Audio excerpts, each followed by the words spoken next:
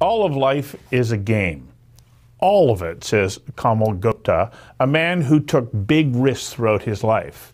Risks he details in his book, Play It Right, which is the story of a young graduate of the Indian Institute of Technology who took a chance in the mid-1980s and left India for the United States. Gupta's story is more than the story of an immigrant in search of the American dream. His is a story of a man who took big risks. After securing a well-paying job in tech, he became bored. And to alleviate his boredom, he became fascinated with blackjack. He was determined to master the game and win. And win he did, so much so that he became a professional gambler. Then, 2 years later, he bet again and did two things he said he would never do. One, work on Wall Street, and two, live in New York City. His journey to the top of the financial markets is fascinating and insightful. I invited Mr. Gupta, the author of Play It Right, to join me for a conversation that matters about the value and risks of taking chances and how not taking them is also a gamble. Mr. Gupta, welcome. Thank you. Great to be here. You know, in reading your book, I'm trying to determine whether or not you're saying, taking risks and, gambling in essence is a bad thing, or is it a good thing? Because, you were in two kinds of markets, blackjack and Wall Street, that some people would go, holy smokes. From your perspective, are they really just metaphors for life? I believe so. I think there is some truth to the statement that life is a gamble. And in my case, I believe life is a game. And if you look at various aspects of life, certainly the problems that you come across in life, they're games that have to be played, as cliché as it sounds. And in my opinion, and in my case, I believe that the key to success is playing the game right, more than focusing on the end result so much. It's about how I played blackjack that was important. It was how about I managed money that was important. It was not the end result. The end result just took care of itself. So my focus has always been on the game and playing it well. So you said how you play the game, but there can be different ways of looking at the definition of the word how. Is that from an ethics perspective, or is it the methodology? Now that's a great question, because the answer is it is both. For instance, in blackjack, in terms of counting cards to turn the odds in your favor, there is exactly one right way to do it. Now you can use different systems, but the idea is the same. How do you keep track of the cards to turn the odds in your favor? That's basically the method. Now, in the bond market or the US mortgage market, where I was focused for a quarter century, there are no books to read. There's no methodology that someone will hand you. So it took me 7 years of constant thought and experimentation to come up with a method that, to me, demonstrably turned the odds in my favor. And then I used that method for 20 years to manage money at large hedge funds, to basically prove the fact that the odds were in my favor. And I compiled a phenomenal streak of 103 consecutive months of positive returns. But to your point, it's the method of how you play the game and the ethics are just as important.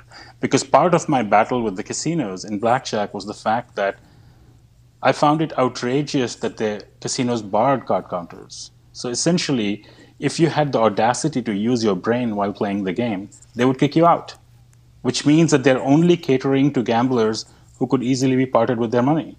And I thought that was terribly unfair and borderline, immoral and unethical.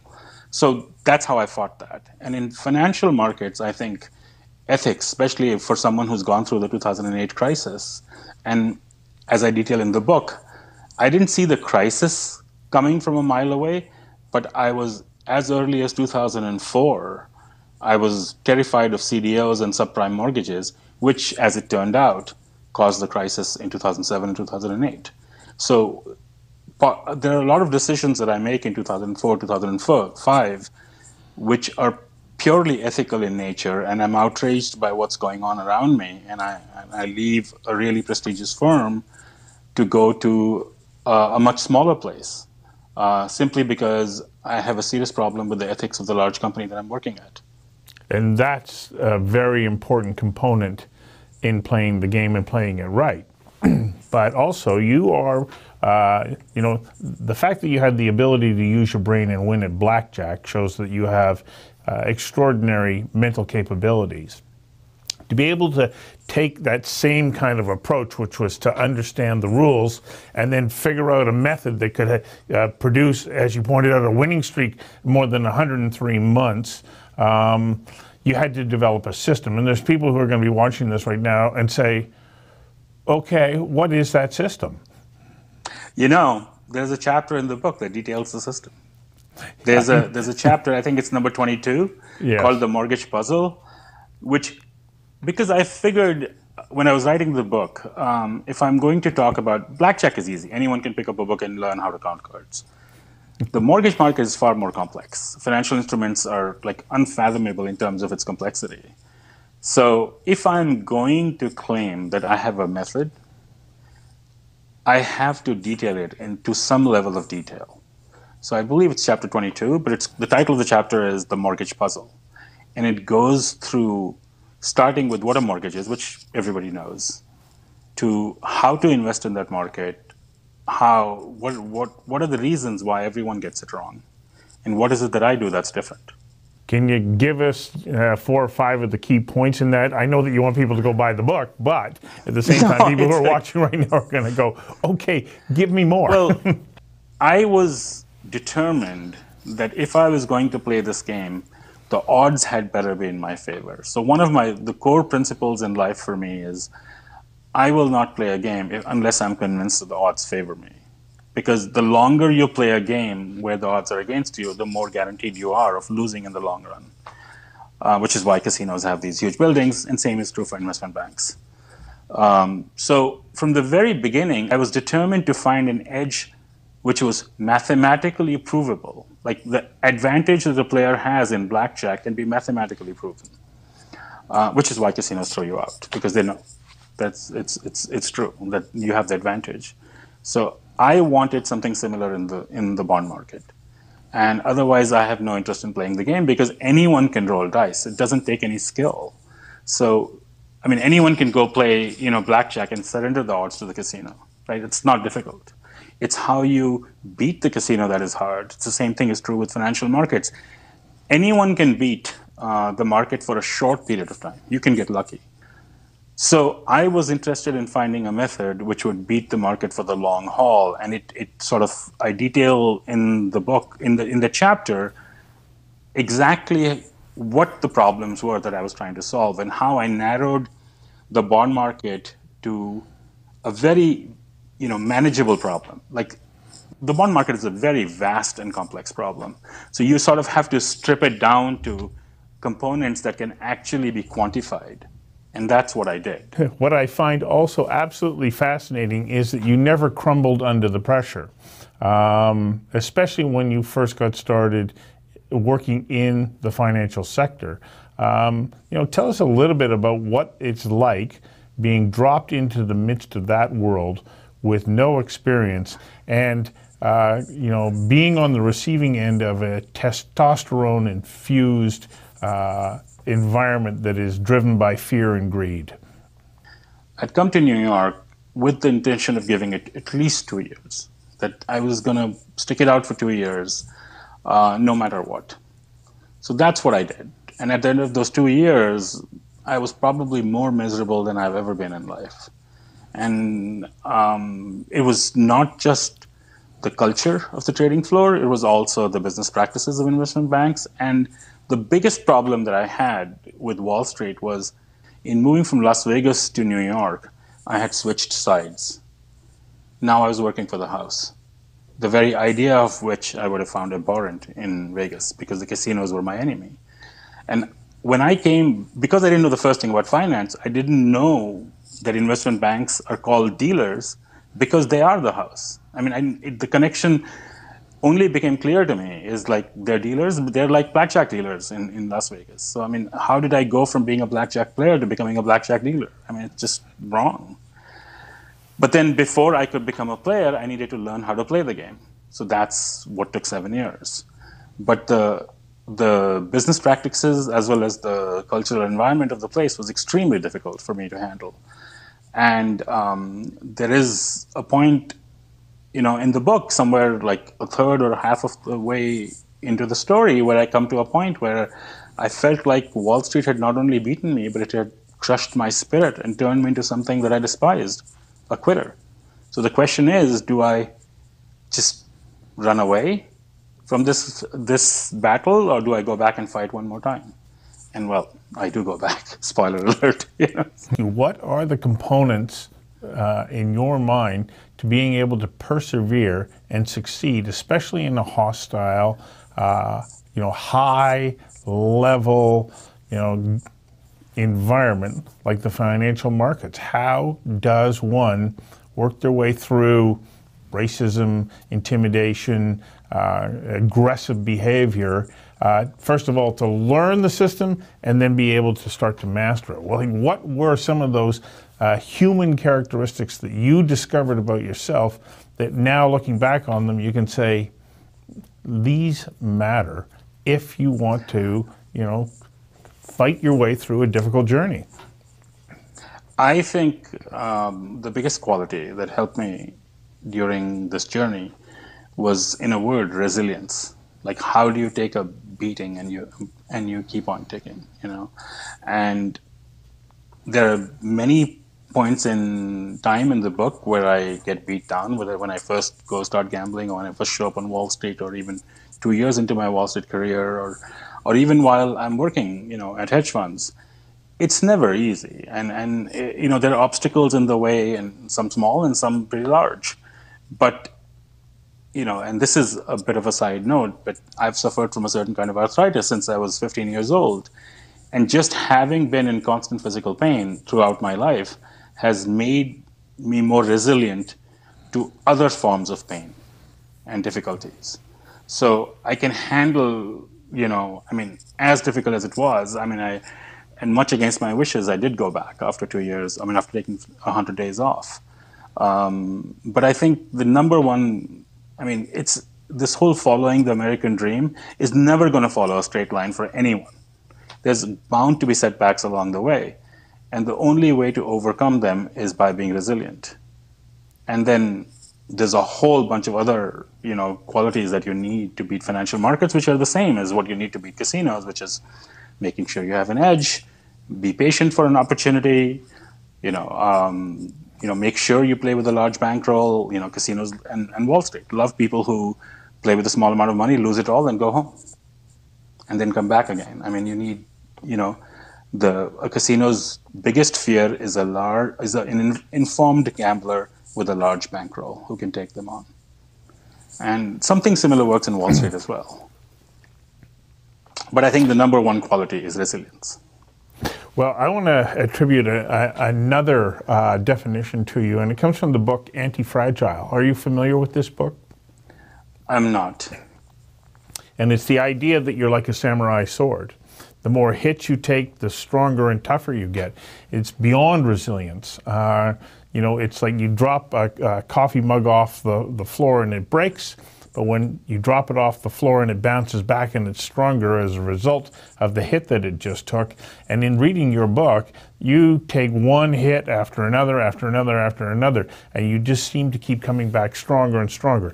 It's this determination that, it's kind of like, that's the best shot you got? Okay, you just made me stronger. And I got that feeling about you, but there must have been days when you were questioning your own ability to go back to work the next day. Well, one of those days was September 15th of 2008 when Lehman files bankruptcy. And it's the day which essentially brings my 103-month streak to an end. I was completely lost, for 4 days, and luckily I managed to get out of it, the exposure, but not unscathed. It ended my streak, which was, I guess, okay. 103 months was long enough. But there are other times when even the first time I go to a casino, it was just a brutal experience. And the only thing that kept me going is I saw the effect casinos and markets had on other people, and how it made them into what I would never want to be. So that was like a good lesson to have. And there are some of these stories in the book interspersed here and there, where how other people dealt with the same problem, very differently from how I would have, and how I took a lesson away from that. I think your last chapter is called The Closer. You were the closer, especially in the hedge fund that you went back to work for. Who was the person that you went back to work for, and how did you build that hedge fund out? And I also found it very interesting in there how you explained your investment philosophy to people who were investing. As a way of closing out this interview, maybe you can wrap that up for our viewers. This was another risk, not so much a risk, but another challenge that I came across in spring of 2018. The individual who brought me into this business, his name is Michael Gelband. He started a hedge fund in spring of 2018, and I was one of the first few portfolio managers to sign on. And he asked me to, meet a few investors to help raise money. And I had never taken part in any marketing efforts at any place, hedge fund or otherwise, before. And yet I sat down in front of these investors who collectively controlled several $1 trillion, not each one of them, but collectively. And this happened over a dozen times. And I walked into those meetings, especially the first one where I was terrified, not knowing what to say to them. And I decided that the only thing I can tell them is my life story, and tell them how I ended up in this market, how I attacked it, and how what the results were.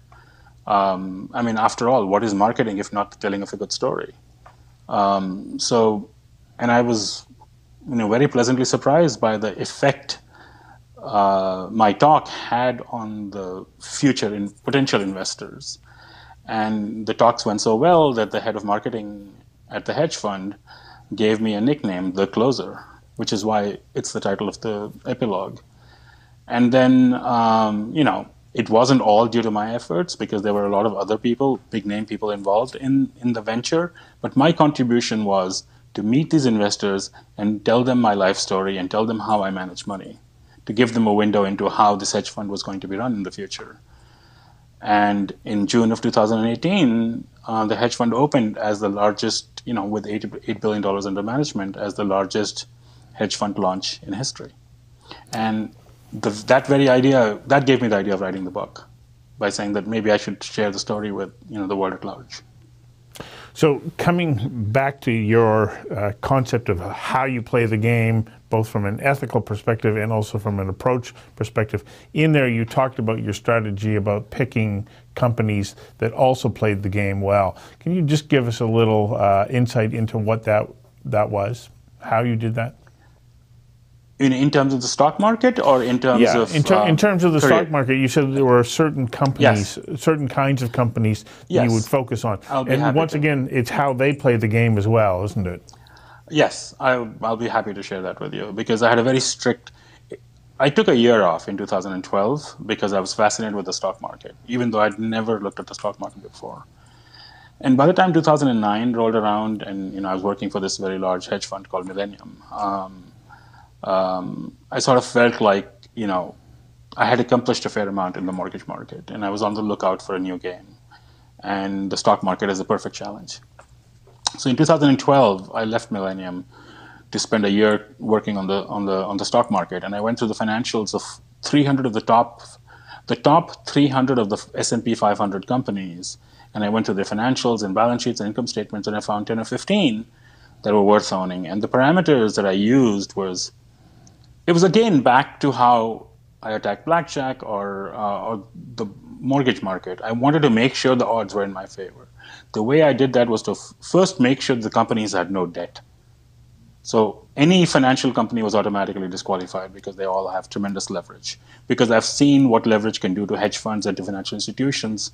And the 2008 financial crisis was, there were many reasons for it. But the single biggest reason was leverage, like how much these companies had borrowed. So I was determined to pick companies which did not have leverage, because in my opinion, earnings on borrowed money are not as good as earnings made without borrowing money.